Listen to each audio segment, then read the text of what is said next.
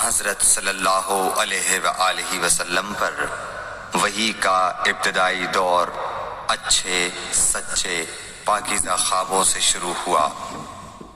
آپ خواب میں جو کچھ دیکھتے وہ صبح کی روشنی کی طرح صحیح اور سچا ثابت ہوتا۔ پھر من جانب قدرت آپ تنہائی پسند ہو گئے اور آپ نے غار حرا میں خلوت نشینی اختیار فرمائی اور کئی دن اور رات وہاں مسلسل عبادت اور یاد الہی و ذکر میں مشغول رہنے لگے۔ جب تک گھر آنے کو دل نہ چاہتا توشہ ہمراہ لیے ہوئے وہاں رہتے۔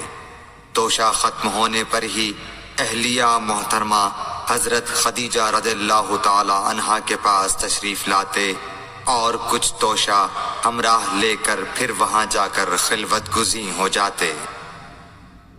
یہی طریقہ جاری رہا یہاں تک کہ آپ پر حق منکشف ہو گیا اور آپ غار حرا ہی میں قیام پذیر تھے کہ اچانک حضرت جبرائیل علیہ السلام آپ کے پاس حاضر ہوئے اور کہنے لگے کہ اے محمد پڑھو۔ آپ فرماتے ہیں کہ میں نے کہا کہ میں پڑھنا نہیں جانتا۔ آپ صلی اللہ علیہ وسلم فرماتے ہیں کہ فرشتے نے مجھے پکڑ کر اتنے زور سے بھینچا کہ میری طاقت جواب دے گئی۔ پھر مجھے چھوڑ کر کہا پڑھو۔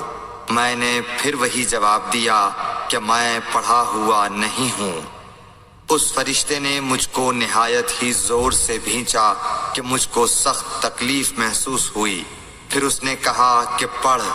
میں نے کہا میں پڑھا ہوا نہیں ہوں۔ فرشتے نے تیسری بار مجھ کو پکڑا اور تیسری مرتبہ پھر مجھ کو بھینچا۔ پھر مجھے چھوڑ دیا اور کہنے لگا کہ پڑھو اپنے رب کے نام کی مدد سے جس نے پیدا کیا اور انسان کو خون کی پھٹکی سے بنایا۔ پڑھو اور آپ کا رب بہت ہی مہربانیاں کرنے والا ہے۔ بس یہی آیتیں آپ حضرت جبرائیل علیہ السلام سے سن کر اس حال میں غار حرا سے واپس ہوئے کہ آپ کا دل اس انوکھے واقعے سے کانپ رہا تھا۔ آپ حضرت خدیجہ کے ہاں تشریف لائے اور فرمایا کہ مجھے کمبل اوڑھا دو، مجھے کمبل اوڑھا دو۔ لوگوں نے آپ کو کمبل اوڑھا دیا۔ جب آپ کا ڈر جاتا رہا تو آپ نے اپنی زوجہ محترمہ حضرت خدیجہ رضی اللہ تعالی عنہا کو تفصیل کے ساتھ یہ واقعہ سنایا اور فرمانے لگے کہ مجھ کو اب اپنی جان کا خوف ہو گیا ہے۔ آپ کی اہلیہ محترمہ حضرت خدیجہ رضی اللہ تعالی عنہا نے آپ کی ڈھارس بندھائی اور کہا کہ آپ کا خیال صحیح نہیں ہے۔ اللہ کی قسم آپ کو اللہ کبھی رسوا نہیں کرے گا۔ آپ تو اخلاق فاضلہ کے مالک ہیں۔ آپ تو کنبہ پرور ہیں، بے کسوں کا بوجھ اپنے سر پر رکھتے ہیں، مفلسوں کے لیے آپ کماتے ہیں، مہمان نوازی میں آپ بے مثال ہیں اور مشکل وقت میں آپ امر حق کا ساتھ دیتے ہیں۔ ایسے اوصاف حسنہ والا انسان یوں بے وقت ذلت و خواری کی موت نہیں پا سکتا۔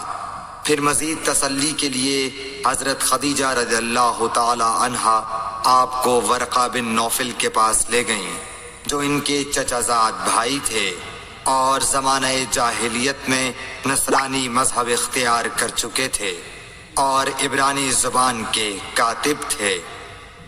چنانچہ انجیل کو بھی حسب منشائے خداوندی عبرانی زبان میں لکھا کرتے تھے۔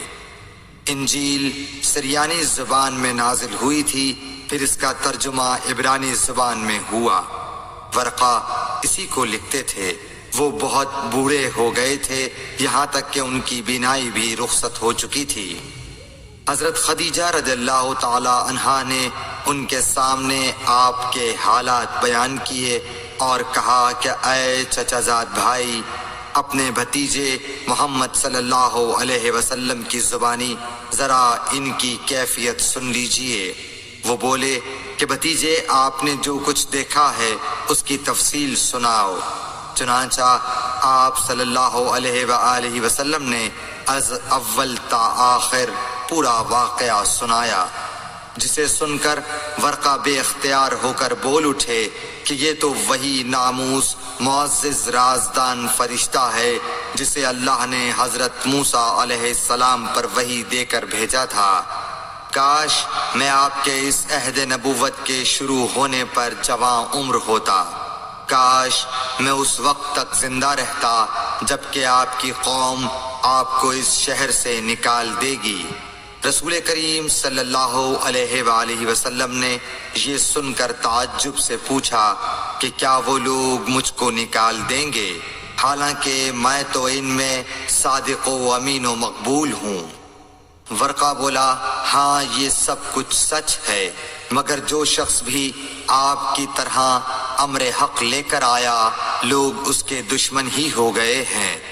اگر مجھے آپ کی نبوت کا وہ زمانہ مل جائے تو میں آپ کی پوری مدد کروں گا، مگر ورقہ کچھ دنوں کے بعد انتقال کر گئے، پھر کچھ عرصے تک وحی کی آمد موقوف رہی۔